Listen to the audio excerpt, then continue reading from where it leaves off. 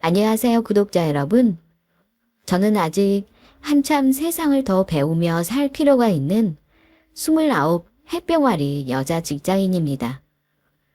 사는 곳은 서울이고 서울에서 나고 자란 토박입니다. 제가 운영하는 작은 사업체도 이곳에 있어요. 저는 아직 미혼이지만 원래 2년 전에는 새 신부가 될 예정이었어요. 결혼이 엎어지는 바람에 지금은 다시 싱글의 삶으로 돌아왔네요. 결혼 생활이 힘드신 기혼자분들 가장 많이 하는 말이 이혼보다는 파혼이 100번 낫다는 말이라죠. 저도 그 말이 맞다고 생각합니다. 하지만 막상 나의 일이 되고 보니 왜 하필 나한테 이런 일이 일어났을까 하는 슬픈 마음이 들었던 건 어쩔 수 없었습니다. 파혼은 당연히 제가 먼저 결정했지만 웃기게도 먼저 파혼 말을 꺼낸 사람은 예비 남편이었네요. 저는 결혼하면서 다른 조건보다 좋아하고 사랑하는 마음을 우선시했건만 상대는 나와 같지 않는 마음이었다는 걸 그때 알았습니다. 아무리 결혼이 조건도 중요하다고 해도 가장 중요한 건 두 사람의 사랑과 믿음이라고 생각해요. 그게 깨져버리면 결혼할 의미가 없죠. 그래서 뒤도 안 돌아보고 파혼했습니다. 원래 저는 어릴 때부터 빨리 결혼을 하고 싶었어요. 뭐랄까. 우리 사이 좋은 우리 부모님을 보고 자란 탓인지 결혼에 대한 로망이 있었습니다. 우리 친정 부모님이 워낙 금슬이 좋으시고 저 또한 유복하게 자란 데다 엄마가 정말 평생을 소녀처럼 예쁘게 사신 분이에요. 아빠가 엄마를 정말 아끼고 사랑하셨고요. 부부 사이에 안 좋은 부모들은 자식에게 결혼하지 말고 혼자 살아도 된다는 말을 한다지만 우리 친정엄마는 다르셨습니다. 저는 엄마한테 빨리 결혼하고 싶다는 말을 종종 했는데 엄마는 이러셨어요. 좋은 사람 만나서 빨리 결혼하는 것도 네 인생을 업그레이드하는 기회일 수도 있어. 물론 엄마 때랑은 세상이 많이 달라졌지만 엄마는 남자 그늘 밑에서 살라는 말을 하는 게 아니라 마음 맞는 사람이랑 일찍 가정을 꾸리는 일도 의미 있단 말이야. 그래서 엄마는 우리 새언니가 결혼 빨리 하고 싶다는 마음 이해하고 찬성한다. 물론 결혼 전에 엄마한테 어떤 사람인지는 꼭 보여주는 게 순서겠지? 아빠 같은 남자면 나는 고민도 안 할 것 같아. 아빠처럼 자상하고 젠틀한 사람 어디 없나? 엄마, 왜 내 주변에는 다 꼰대 같은 남자들만 있는지 모르겠어. 너는 지금 만나는 남자도 없는데 결혼은 빨리 하고 싶다는 거였어? 아이고, 일단 남자부터 만나고 생각해보렴. 너 하는 일도 열심히 하고 살다 보면 분명히 너랑 맞는 사람이 나타날 거다. 남자친구가 없을 때 제가 결혼을 일찍 하고 싶다는 말을 했더니 엄마는 일찍 결혼해서 사는 삶도 나름 가치 있다고 조언해 주셨습니다. 엄마 아빠는 제가 자라면서 서로 언성로 비며 한 번도 싸우신 적이 없어요. 제가 무남동녀 외동딸인데 다정하기는 또 얼마나 다정하셨는지 모릅니다. 그런 행복하기만 한 우리 가정에 우환이 닥친 시기가 바로 제가 23쯤이었던 것 같아요. 아빠가 저 대학교 졸업한 해에 갑자기 심장마비로 돌아가셨는데요. 금슬 좋았던 부부였던 만큼 우리 엄마가 얼마나 상심을 많이 하셨을지 아마 짐작조차 못하실 겁니다. 엄마는 한동안 우울증으로 약을 오래 드실 정도로 아빠 돌아가시고 나서 일상으로 돌아오는데 오랜 시간이 걸리셨습니다. 아빠가 돌아가시고 나서부터는 아빠가 운영하시던 공장 경영에 대한 부분은 같이 일하던 외삼촌이 전부 승계하셨습니다. 다행히 엄마와 저는 경제적으로 문제는 없었지만 엄마가 많이 힘들어하셨기 때문에 저는 엄마에게 신경을 많이 써야만 했습니다. 저는 대학에서 산업 디자인 전공하고 졸업하자마자 UX, UI 디자이너로 일했습니다. 프리랜서다 보니 시간이 조금은 자유로운 편이었고 다행히 수익도 꽤나 좋았죠. 그리고 제가 엄마를 먹여 살릴 상황은 아니었던 것이, 엄마는 원래부터 외가에서 물려받은 재산이 꽤나 있으셨습니다. 월세 나오는 상가와 부동산도 있으셨고요. 또 아빠에게 상속받은 재산도 있었어요. 그러니 엄마가 생계에 뛰어들 일은 없었습니다. 그런데 왜 나쁜 일은 한 번에 오는지 모를 일입니다. 하필이면 아빠가 돌아가시고 나서 엄마가 건강이 많이 안 좋아지셨어요. 아빠 죽음이 엄마에게는 큰 충격이었던 건지, 아빠 돌아가신 지 2년 만에 엄마가 유방암 3기 진단받고 수술하고 항암까지 해야 하는 큰일을 겪었습니다. 그때 제 나이가 겨우 25이었는데 돈이 문제가 아니라 엄마를 잃을지도 모른다는 생각에 많이 마음이 힘들었던 기억이 납니다. 저는 힘들어도 아프지는 않잖아요.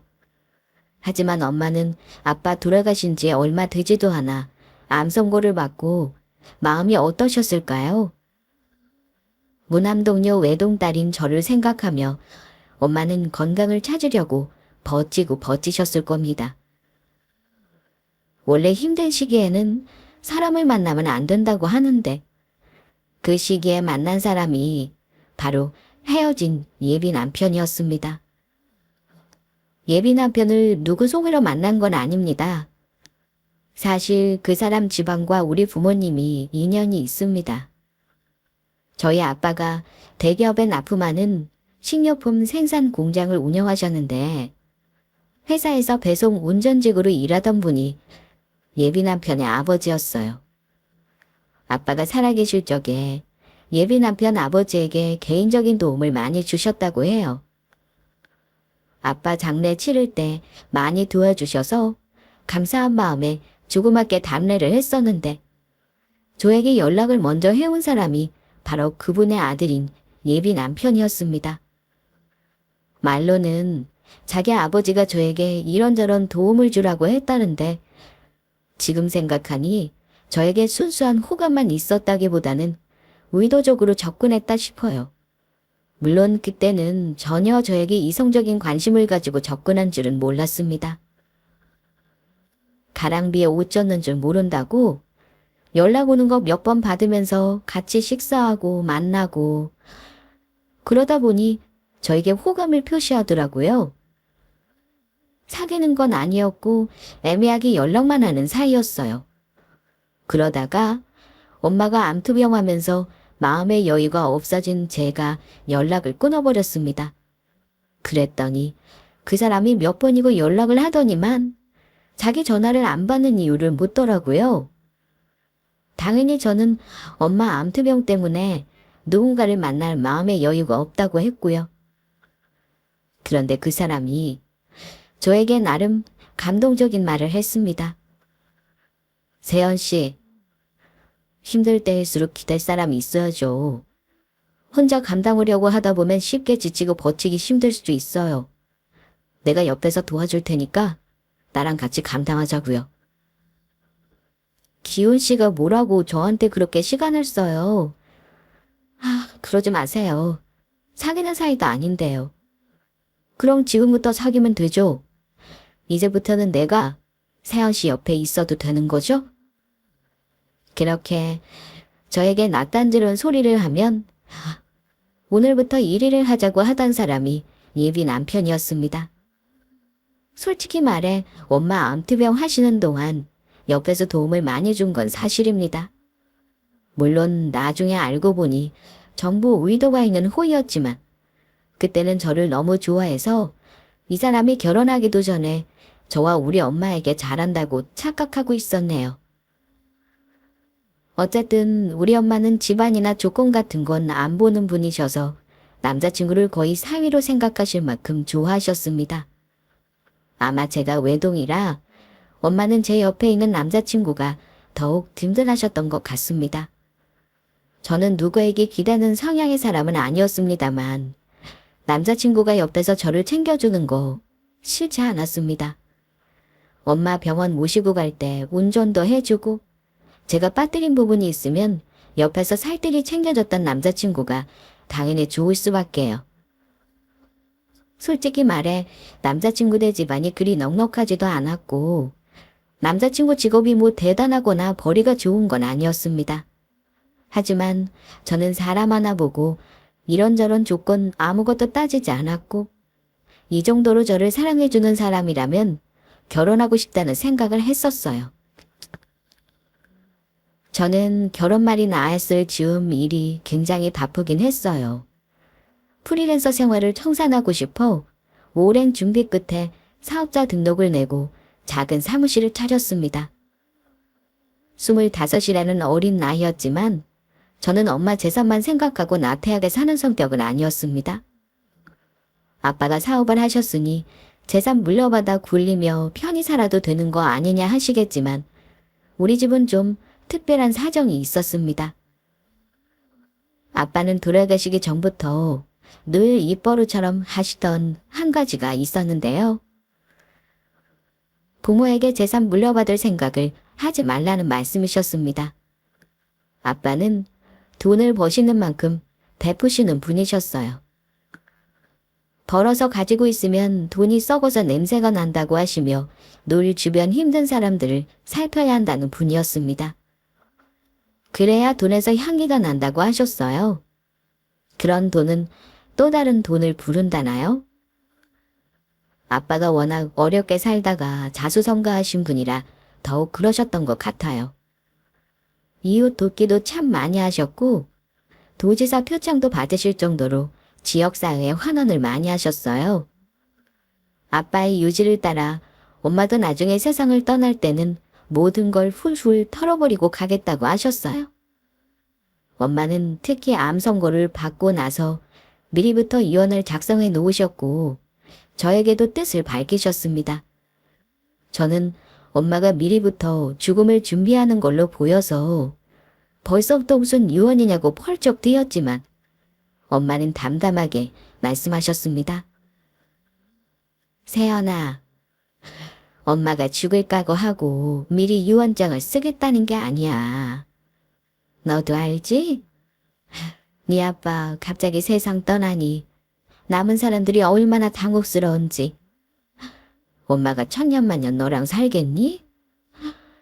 엄마도 언젠가는 너 혼자 두고 죽을 텐데 그때 너 어찌할 바 몰라서 힘들게 하고 싶지는 않다. 엄마 뜻은 알지만 벌써부터 유언장이라니. 엄마가 꼭 떠날 준비하는 것 같아서 그렇지. 아빠도 건강할 때부터 다 해오신 일이야. 그런 생각할 필요 없다. 엄마 아빠 뜻을 너도 잘 알지? 혹시 지금이라도 불만 있으면 말해. 엄마가 고려해 줄게. 그런 거 없어 엄마. 나도 벌 만큼 벌고 엄마 아빠 재산은 욕심 없네요. 엄마 뜻대로 하세요. 나는 아무래도 상관없어요. 엄마가 건강하게 내 옆에서 사는 게 제일 중하지. 저에게 부모 재산에 정말 욕심이 없냐고 하시겠지만 글쎄요. 저는 부모님이 저 이만큼 키워주시고 제가 원하는 일을 찾게 해주신 것이 가장 큰 자산이라고 생각합니다. 그리고 저도 하고 싶은 거 충분히 하고 살 만큼은 벌었고요. 프리랜서로 일하면서도 제가 마음만 먹으면 웬만한 직장인보다 훨씬 더 수입이 좋긴 했습니다. 그러다가 문득 제가 직접 사업을 꾸려보면 어떨까 생각을 했어요. 머릿속으로 구상만 할 뿐 실행에 옮길 만한 상황이 아니었는데 엄마가 항암도 끝나고 체력을 회복하게 되면서 조금씩 저도 업무량을 늘려갈 수 있었습니다. 제 전공을 살려 기업이나 단체 등등의 독창적인 이미지를 표현하는 프로젝트를 수행하는 회사였는데 첫 고객사에서 대박이 터졌습니다. 고객사에서 요청한 블렌딩과 판매를 유도하는 상세 페이지를 제가 차린 회사에서 맡았는데 매출이 완전 대박을 찍었어요. 그때 직원이라고는 저 혼자 달랑이었죠. 1인 회사였지만 고객사 반응이 좋았습니다. 일주일 만에 회사 매출이 억대를 찍었다면서 회사에서 다음 프로젝트도 맡았고 줄줄이 업무 계약이 이어졌죠. 그때 직원도 두고 사무실도 차렸습니다. 엄마는 그때 건강을 많이 회복하셨지만 그래도 암 환자는 완치라는 게 없으니 늘 건강관리에 신경을 써야 했어요.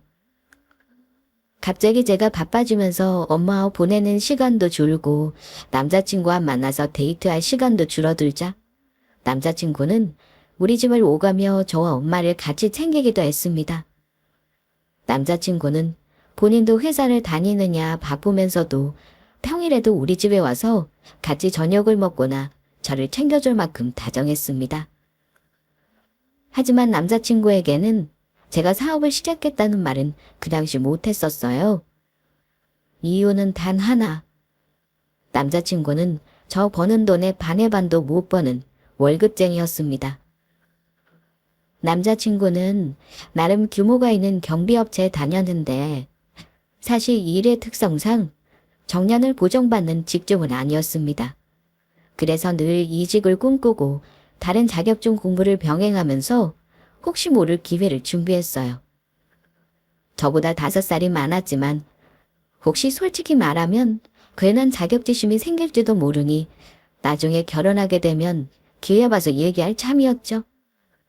제 예상이긴 하지만 세상에 와이프 될 여자가 돈 잘 번다고 하면 싫어할 남자는 없을 거라 생각했습니다. 다만 잠시 남자의 자존심을 위해 말을 아끼고 싶었습니다. 그렇게 2년 정도 사귀다가 결혼하자는 말이 나왔고 굳이 형식적인 양가 인사는 없었던 것 같아요. 왜냐면 예비 시댁에서도 제가 예비 시부 다니던 공장의 사장 딸인 걸 알고 있었던 데다 종종 만난 적이 있었기 때문입니다. 예비 시댁에서는 처음에는 저를 좀 어려워하셨어요. 어찌 보면 그럴만도 합니다. 왜냐면 예비 시부가 모시던 사장님 딸이 예비 며느리감이라니 뭔가 불편하셨을 거예요. 시어머니도 처음에는 부잣집 딸내미를 며느리로 드릴지도 모르는데 상전을 드리는 게 아닌가 모르겠다며 어색하게 웃으셨고요. 우리 기훈이는 당장 우리가 여건만 되면 내일이라도 당장 결혼할 기세지 뭐니. 근데 부모 입장에서는 어디 자식이 아무것도 준비 없이 결혼시키고 싶겠어? 너도 알겠지만 우리가 그리 넉넉한 형편이 아니라 네 친정 기준에 한참 못 맞출 것 같은데 어쩔까? 친정엄마가 별다른 말씀은 안 하시니? 저희 엄마는 결혼할 사람 조건 따지는 거 제일 쓸데없는 짓이라고 하세요. 둘이 좋아하고 몸 건강해서 앞으로 열심히 하는 게 중요하다고요. 그러니까 다른 걱정은 안 하셔도 돼요. 결혼 말이 나오고 나서 예비 남편은 빨리 결혼 날짜를 잡기를 원했어요. 저는 엄마랑 하고 싶은 버킷리스트가 있었기 때문에 급하게 결혼하고 싶지는 않았지만 엄마도 예비 남편처럼 결혼 말 나왔을 때 빨리 결혼시키고 싶어 하셨습니다.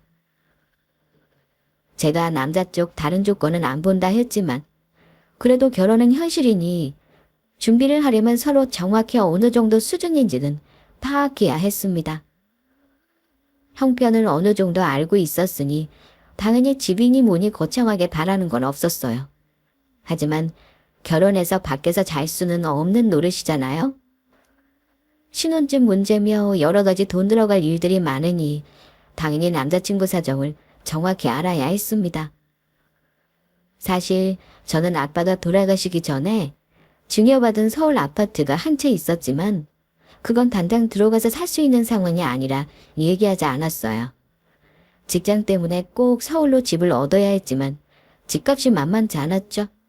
그런데 예비 남편이 우리 엄마를 모시고 살자는 말을 먼저 꺼냈습니다. 세연아, 어차피 내가 집을 할 수 있는 능력이 안다는 건 너도 알지? 그럼 어차피 너랑 나랑 같이 돈을 모아서 해야 할 테고 모자라면 대출까지 받아야 하는 거잖아. 그러지 말고 장모님 집에 같이 사는 건 어때? 나는 정말 상관없어. 장모님이랑 같이 살면 너도 마음 편할 거고 장모님도 좋아하실 거 아니야. 우리도 자리 잡을 때까지 돈도 절약할 수 있고 말이야. 어때 내 생각이? 정말 그래도 되겠어? 나야 정말 좋지만 자기 어머니는 싫어하시지 않을까? 아들이 처가 들어가서 사는 걸 좋아하는 부모가 어디 있겠어. 처가 들어가서 사는 게 뭐 어때서? 우리 부모님 그런 생각하시지 않을 거야. 오히려 좋아하실걸? 안 그래도 나 결혼할 때 돈을 어찌 보태주시려나 고민하시더라.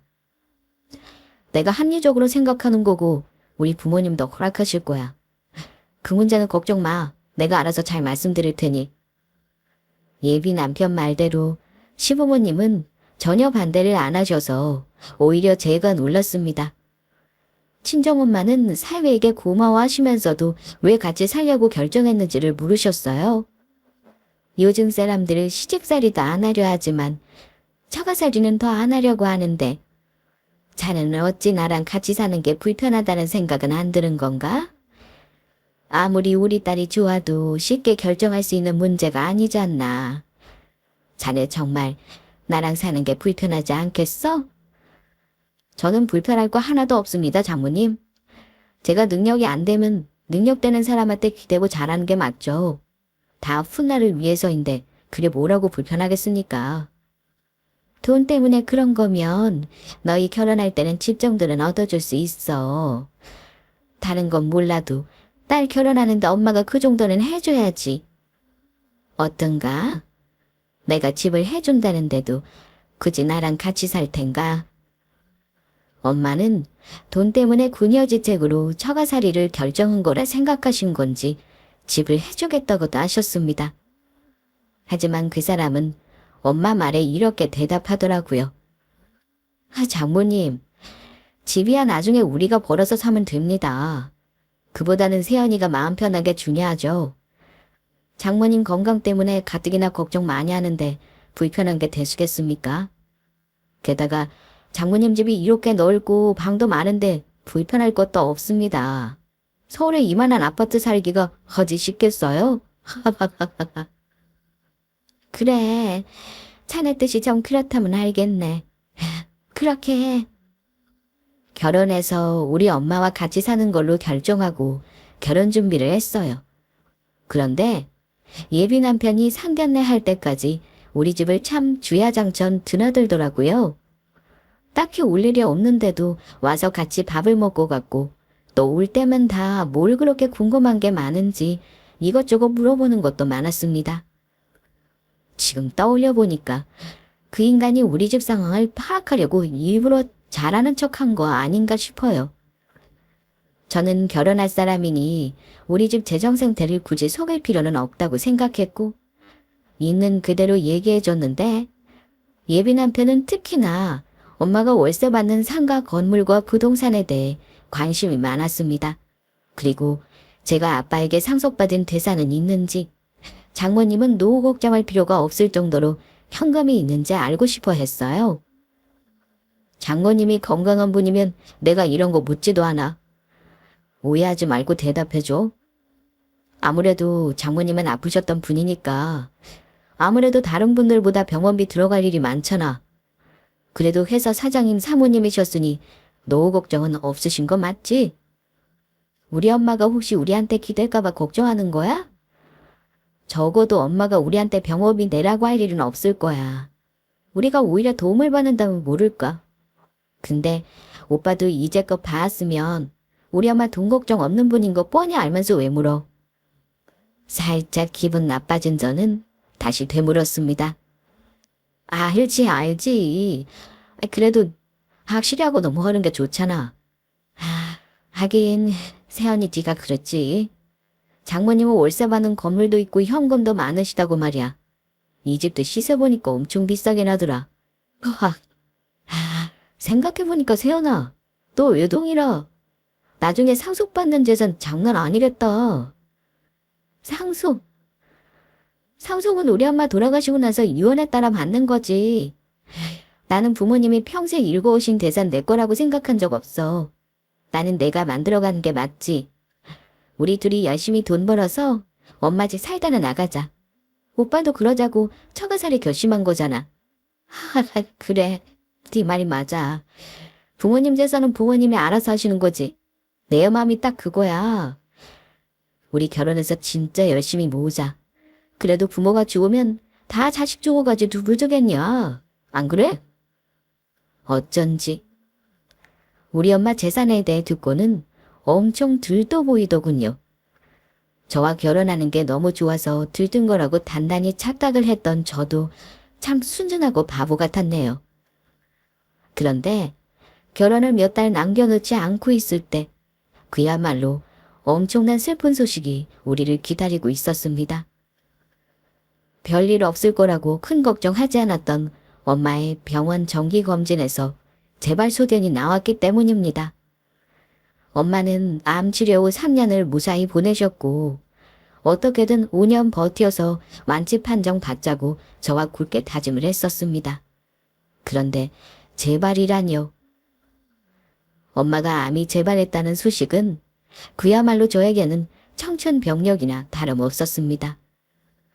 암이란 병이 참 무서운 것이 한번 발병하면 완치가 어렵다는 거죠. 언제 다시 암이란 놈이 고개를 들지 몰라 늘 긴장하며 건강관리를 하셨는데 그런 노력이 무색하게 엄마는 또 한 번 수술을 하셔야 했습니다. 그런데 이번에는 상황이 전과 달랐습니다. 의사가 말하길 수술을 하려고 개복했을 때 CT에서 보이지 않았던 복막의 암세포를 확인했다고 하는 겁니다. 마치 씨앗을 파종해 놓은 것처럼 복막에 퍼져 있는 암세포는 수술을 불가능하다며 도로 닫았다고 하더군요. 엄마는 하루아침에 말기암을 진단받으셨습니다. 아시겠지만 사기암과 말기암은 전혀 다른 병기입니다. 엄마는 시한부 선고를 받은 것과 다름없었어요. 엄마를 포기할 수 없었던 저는 온갖 비싼 약은 전부 시도해보려 했습니다. 임상 신청도 했고요. 그런데 엄마가 너무 힘들어하셨어요.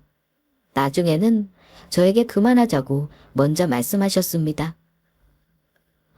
세연아, 그만하자. 엄마 힘들어. 치료하느라 아등바등 그렇게 쓸데없이 흘려보내느니 엄마는 너랑 추억을 만드는 일이 더 중요해. 우리 시간 많이 없잖아. 여행도 가고 좋은 곳도 보고 맛있는 거 먹으면서 지내자. 어?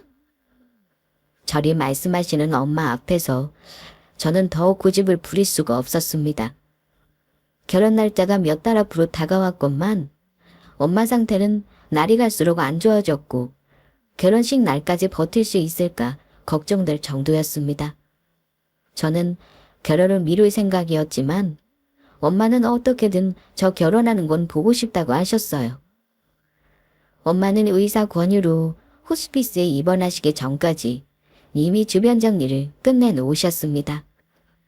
제가 엄마 때문에 슬퍼할 때 예비 남편은 당연히 저를 많이 도와줬어요.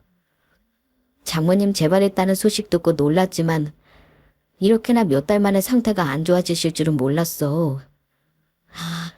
세연아, 슬프겠지만 너는 외동이니 장모님 돌아가시면 현실적인 일도 처리해야 할 거야. 그런 건 오빠가 해줄게. 내가 해줄 수 있는 게 그것뿐이라 참 미안하다. 고마워 오빠. 그래도 이럴 때 오빠가 옆에 있어줘서 큰 힘이 되네. 근데 세연아, 당연히 장모님 재산 문제는 미리 유언장에 정리하신 거 맞지? 하긴 재산 때문에 다툴 형제자매 없는 것도 너한테는 복이다. 간단하게 상속 절차만 밟으면 되니까 말이야. 엄마가 이미 모두 정리하셨어. 근데 오빠, 나 벌써부터 엄마 상속 문제 때문에 고민하고 싶지는 않아. 그건 우리 엄마 뜻대로 따르기만 하면 되는 거고 나도 이미 대충 알고 있거든. 오빠가 관여할 일은 크게 없을 거야. 저는 엄마가 이미 재산을 전부 사회에 환원하실 거라는 뜻을 알고 있었기에 저리 말한 겁니다. 예비 남편이 굳이 처리해줄 만한 일이 없을 것 같아서였죠.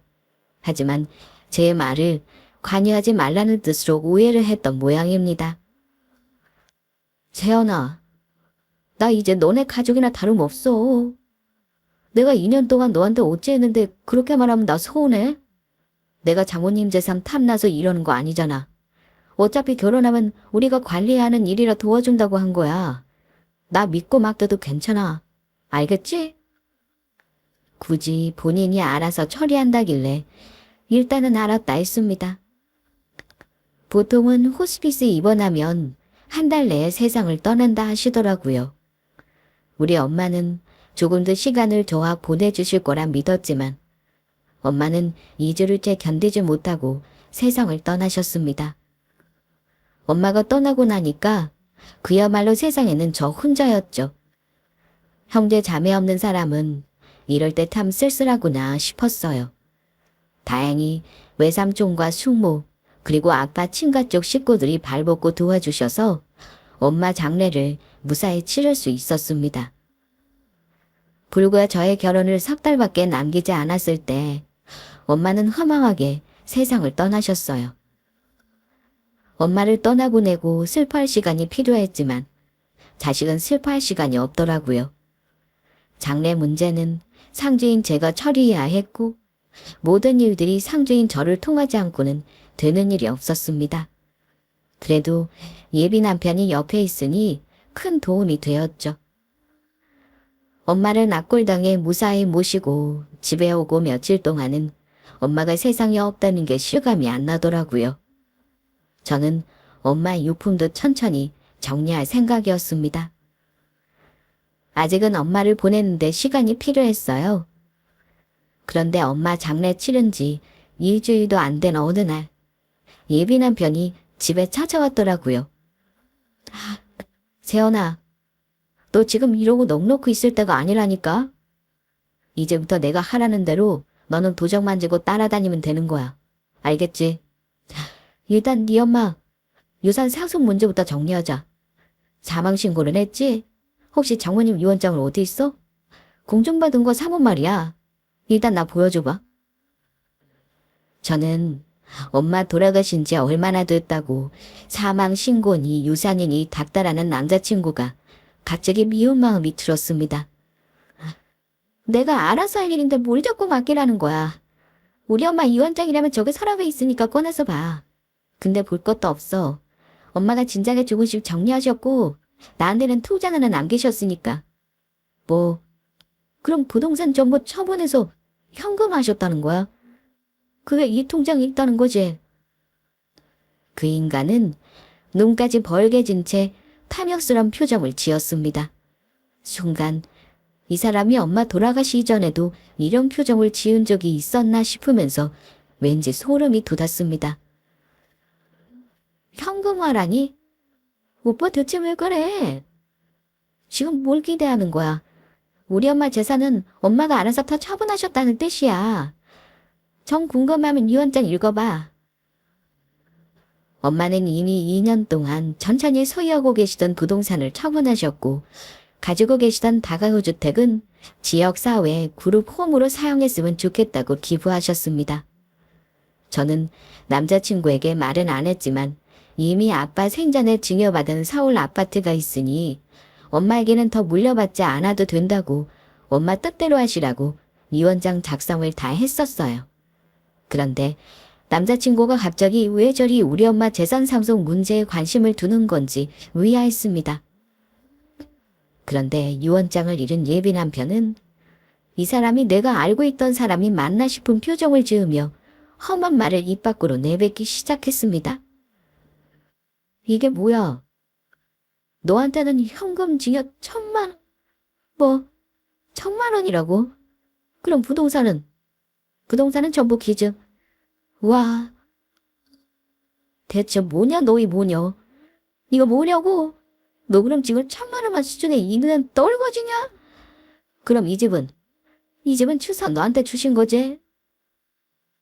엄마가 살던 집 소유주를 모르면서 다그치는데 무섭기까지 하더군요. 이 집은 원래부터 외삼촌 명의로 되어 있던 집이야. 이미 아빠 돌아가시기 전부터 외삼촌에게 남긴 거야. 근데 대체 오빠 왜 이러는 거야? 지금 그게 왜 중요한 건데? 그러니까 너는 결론적으로 엄마 아빠한테 물려받은 부동산은커녕 현금 재산 지금 통장에 찍혀있는 1,000만 원이 전부라 이거지?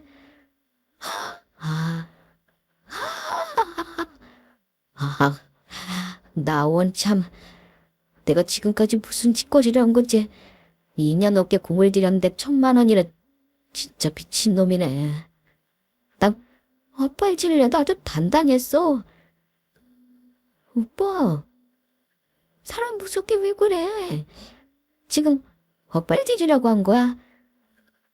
나한테 지금 말 실수하고 있는 거 알지? 실수? 웃기고 있네. 남의 인생 망쳐놓고 지금 나더러 실수라고 했냐? 어? 나 이미 동네방네 부잣집에 장가간다고 다 말했어. 우리 엄마한테도 자기 아는 사람들한테 뒤에다 아들이 부잣집 딸이랑 결혼한다고 말했는데 우리 이제 쪽팔려서 어떻게 사냐? 진짜 짜증난다 짜증나. 너 이거 어떻게 무서워할래? 저는 남자친구 입에서 보상이라는 단어를 듣고 정신이 번쩍 났습니다. 그동안 한 번도 보지 못한 남자친구의 모습이 경악스럽더군요. 저야말로 황당하고 짜증났습니다. 그때 알았어요. 남자친구는 애초부터 우리 집 재산을 노리고 고의적으로 접근한 게 분명했고 자기 예상과 달리 내가 상속받을 재산이 없다는 거 알자마자 본색을 드러낸 거죠. 지금까지 대체 어찌 참았나 싶을 정도로 재수없는 말을 저에게 쏟아내더군요. 내가 그럼 너 직업도 변변찮은데 뭐하러 결혼까지 하겠다고 했겠냐? 그래도 너희 집 재산 있는 거 그거 하나 바란 건데 1,000만 원. 다 참 어이가 없어서. 너네 부모님은 좋은 일 많이 하셔서 지옥은 안 가시겠다. 근데 나는 너랑 결혼 못하겠어. 난 죽었다 깨어나도 돈 1,000만 원밖에 없는 여랑 결혼을 못해.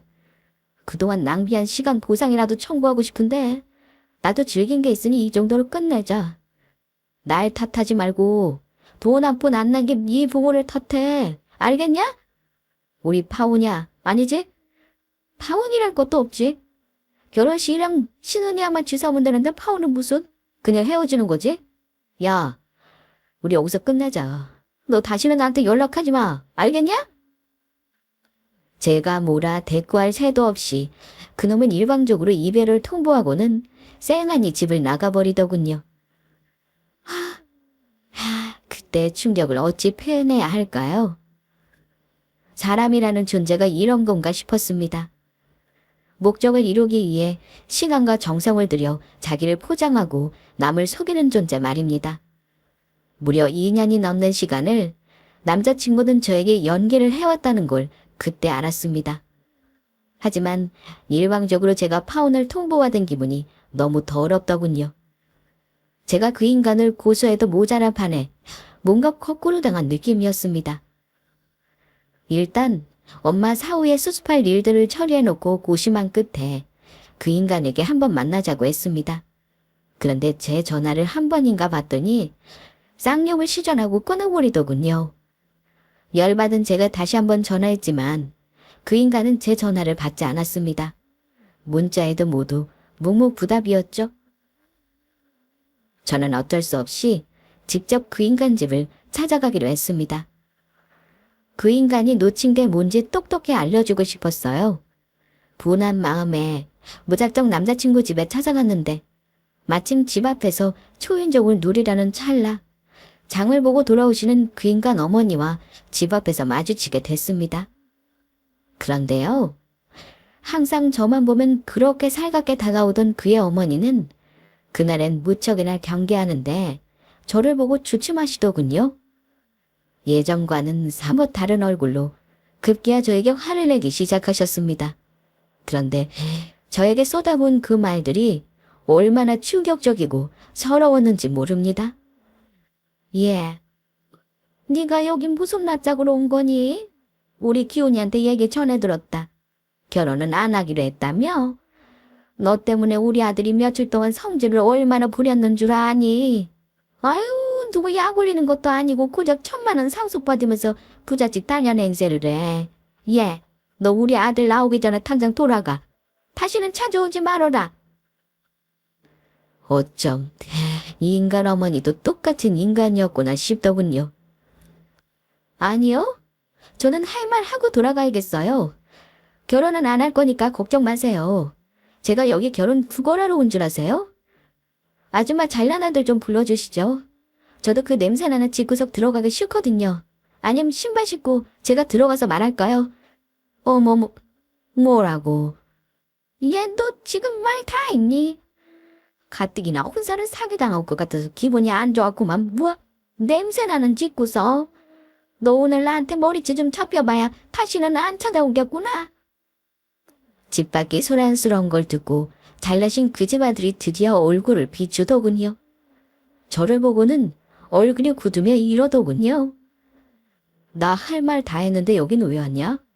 우리 결혼 다 취소됐어. 난 이제 너랑 아무 사이도 아니고. 누가 뭐래? 나도 할 말은 해야겠어서 왔어. 줄 것도 있고. 너는 끝내면 그만인가 본데 우리 적어도 계산은 정확히 하자. 우리 사귀는 동안 생각해보니 돈은 내가 더 많이 쓴 것 같더라. 나도 너한테 맞은 싸구려 선물 다 가져왔으니까 너도 내가 준 지갑, 시계, 반지, 옷 전부 내놔.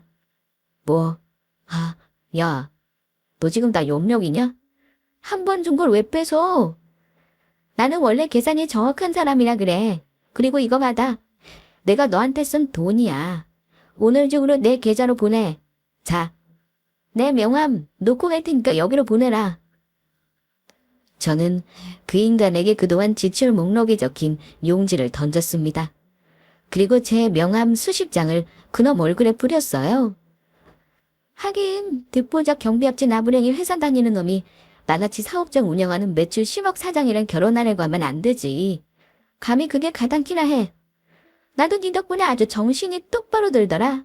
자, 내 명함 보고 내가 어떤 사람인지 똑똑히 찾아봐. 네가 뭘 놓친 건지 잘 생각해봐라. 알겠냐?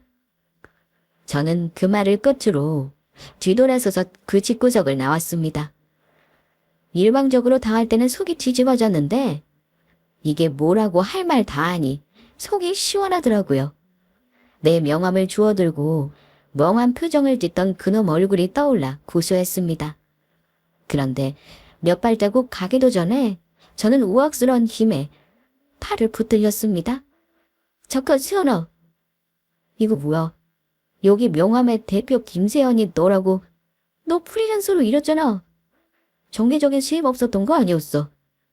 내가 돈을 너무 잘 벌어서 능력 없는 너 배려해줄래 얘기를 못했어.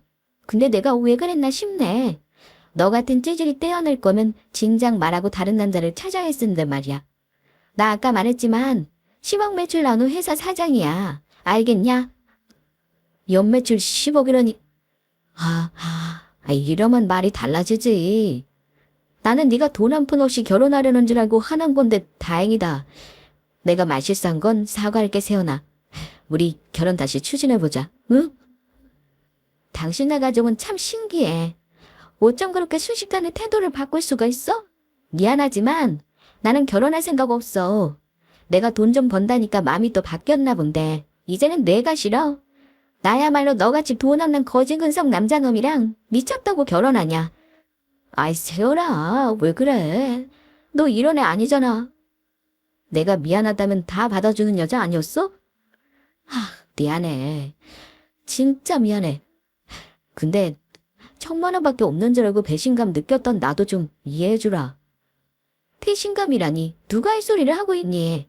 개소리 하지 말고 꺼져. 정말 미안해서 사과하는 거 아니잖아. 아참. 한 가지 말을 안 했는데 이것도 알고 있어라. 나 우리 아빠 돌아가시기 전에 증여받은 아파트도 있어. 그리고 내가 모은 돈은 1,000만 원이 아니고 억대로 있거든. 속 시원하다. 너같이 속물 같은 인간은 본인이 놓친 게 뭔지 알고 나면 배가 아픈 법이지. 아무리 빌어도 나는 너랑 다시는 만날 일 없어. 오늘 이 말하러 온 거야. 함께해서 더러웠고 다시는 만나지 말자. 저는 붙잡는 그놈을 뿌리치고 차에 올라타서 돌아왔습니다. 제가 돈 많은 집 딸인 줄 알았다며 일부러 접근한 것도 모자라 시간 낭비한 거 보상받고 싶다는 나쁜 인간. 저야말로 그놈에게 속은 세월을 보상받고 싶었습니다. 가능하면 고소라도 하고 싶었어요.